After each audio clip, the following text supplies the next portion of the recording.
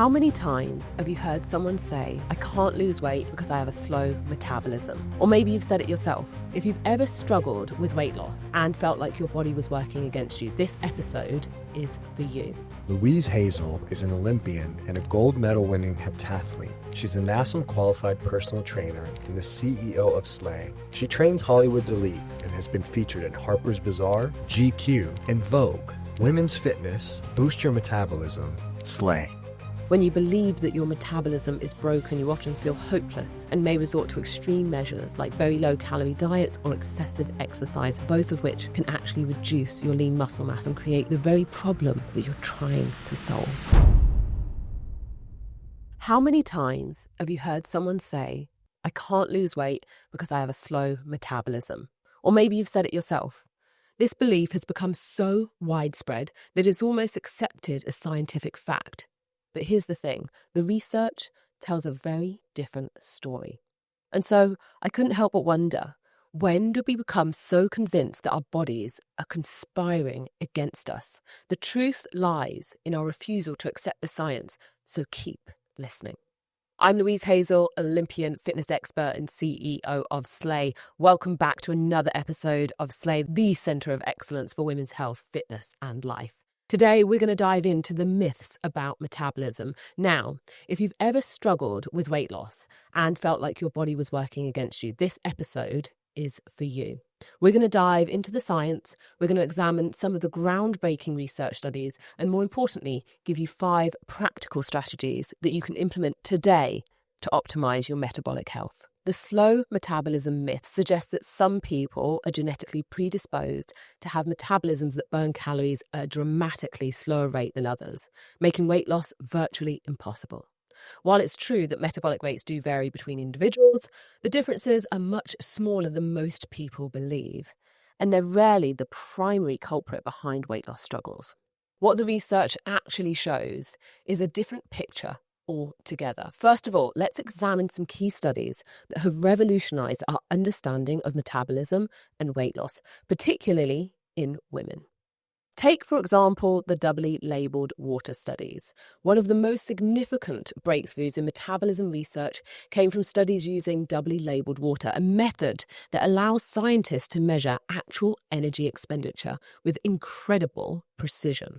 These studies have shown consistently that the variation in metabolic rate between individuals of similar size and body composition is typically only about 200 to 300 calories per day.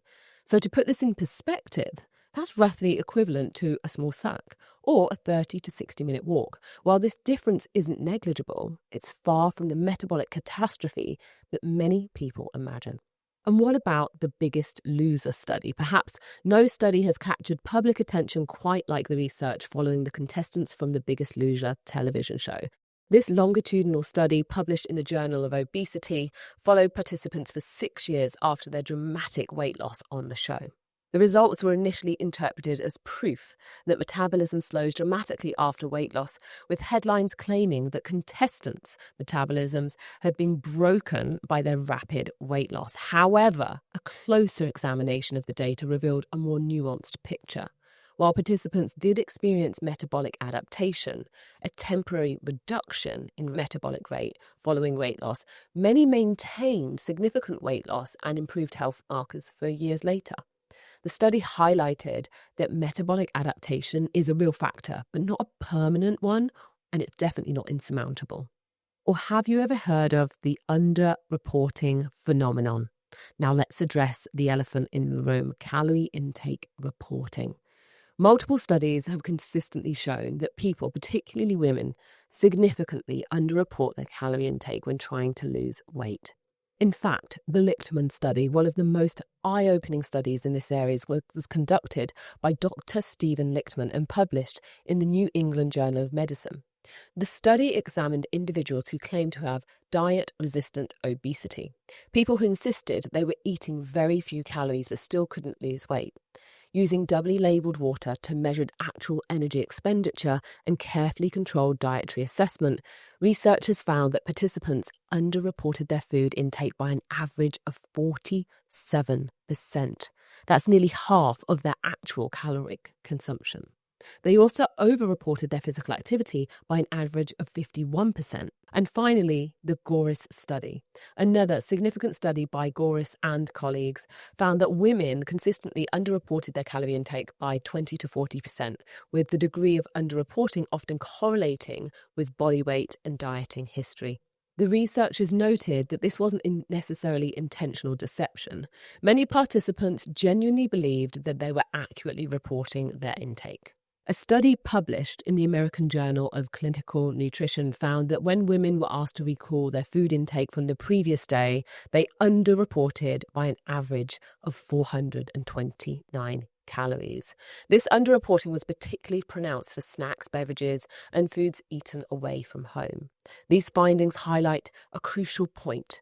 The perception of calorie intake often differs dramatically from reality, and this gap can completely explain why someone might believe that they have a slow metabolism when they're actually just consuming more calories than they realize. Now, why is underreporting happening? Understanding why people underreport their calorie intake is crucial for addressing the slow metabolism myth. There are several factors that contribute to this phenomenon.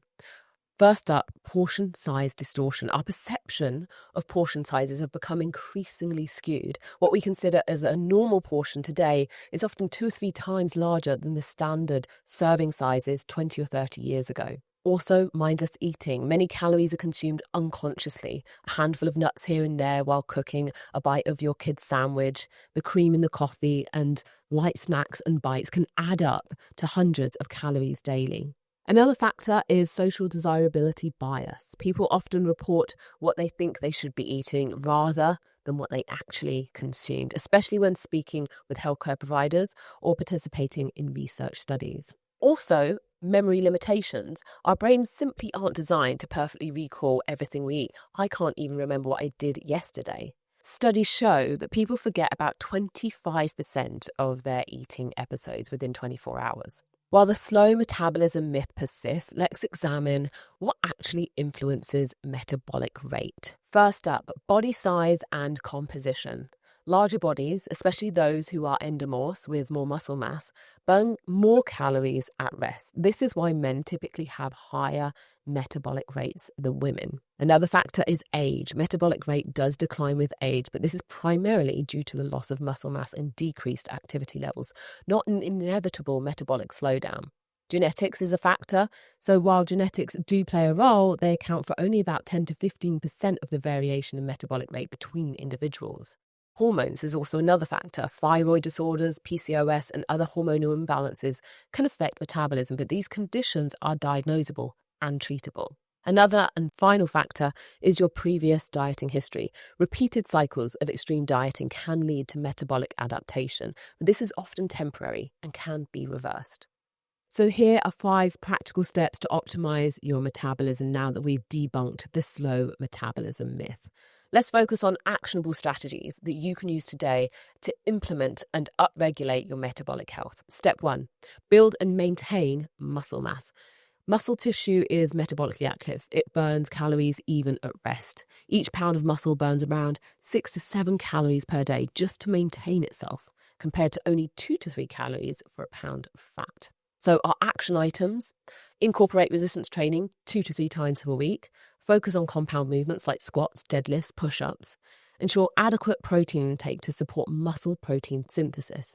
And don't fear heavy weights. Progression overload is key to muscle growth. Step 2, prioritize protein intake. Protein has the highest thermic effect of all macronutrients, meaning that your body burns more calories digesting it and processing protein compared to carbohydrates or fats. Protein also helps preserve muscle mass during weight loss. And so our action items for protein are to aim for 1 gram per pound of body weight a day, include a protein source at every single meal and snack, and consider protein timing. Consuming protein post-workout can enhance protein muscle synthesis. Also choose lean sources like chicken, fish, eggs, dairy, and plant-based options. Step 3, you could try high-intensity training. HIIT workouts can boost your metabolic rate for hours after exercise through a phenomenon called excess post-exercise oxygen consumption, EPOC. This afterburn effect can increase calorie burn for up to 24 hours post-workout. So our action items here would be to include 1 to 2 HIIT sessions per week. You can keep those sessions relatively short, 15 to 20 minutes tops. Alternate between high-intensity bursts and recovery periods. Options to include sprints here, cycling, rowing, or bodyweight circuits. And aim to work flat out for around about 20 seconds and be prepared to give yourself up to 4 minutes recovery. So try 6 lots of air bike sprints at 80 revs per minute with 2 to 4 minutes recovery in between each sprint. Step 4, optimize your sleep quality. Poor sleep disrupts hormones that regulate hunger and metabolism, including leptin, ghrelin, and cortisol. Chronic sleep deprivation can slow metabolic rate and increase cravings for high-calorie foods. So our action items here aim for 7 to 9 hours of quality sleep per night. Maintain a consistent sleep schedule even on weekends.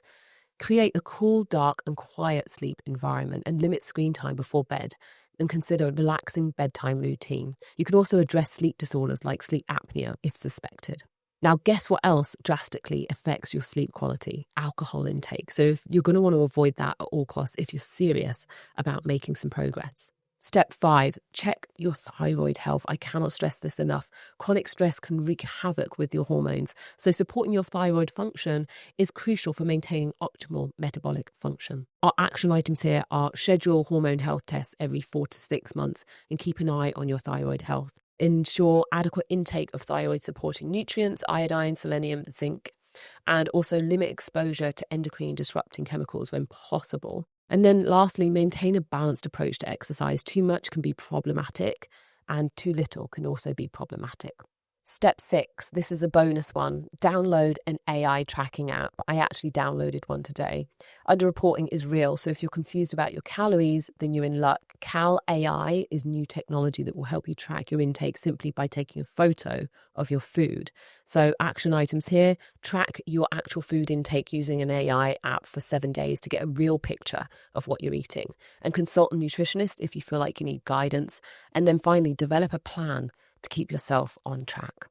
It's important to understand that metabolism is just one piece of the weight management puzzle. Factors like food quality, meal timing, gut health, hydration, and psychological well-being are all crucial roles in achieving and maintaining a healthy weight. Rather than focusing on solely speeding up your metabolism, consider adopting a holistic approach that addresses all aspects of your health. This might include working with qualified professionals like registered dietitians, personal trainers, or therapists who can help you develop sustainable habits. The slow metabolism myth is not just scientifically inaccurate, it's potentially harmful. When you believe that your metabolism is broken, you often feel hopeless and may resort to extreme measures like very low-calorie diets or excessive exercise, both of which can actually reduce your lean muscle mass and create the very problem that you're trying to solve.